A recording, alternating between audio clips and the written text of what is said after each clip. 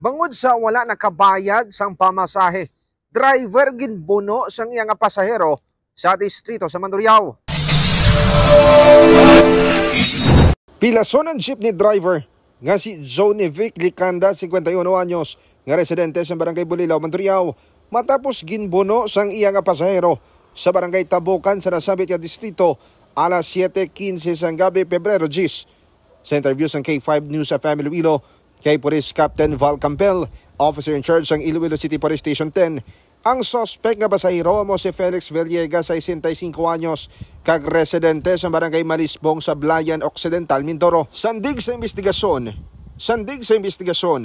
wala nakabayad sa pamasaya ang suspect, rason nga ginsukot sa biktima apang ginbais pa sa pasahero.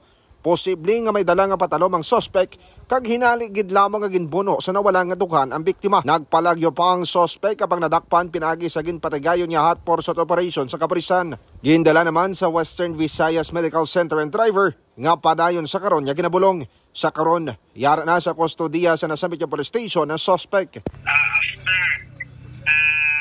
Ginbuno niya ining aton nga suspect victim.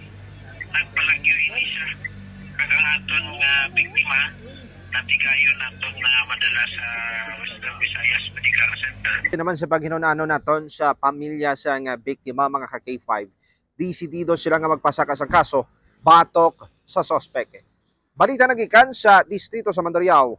Ako naman si ka-K5 Aaron Refollo para sa Kampiyon na Balita, Serbisyo Publiko kag Kalingawan sa Iloilo. Number 1 na kita, K5 News of M. Ang ining balita ang ginadulong sa inyo sang DTX Coffee Mix. Himo sa natural nga sangkap pareho sang amarkuso, chia seeds, sugared cane extract powder. DTX Coffee Mix. Nakakapi ka na, naka-detox ka pa. DTX Coffee Mix. Mabakal sa mga butika.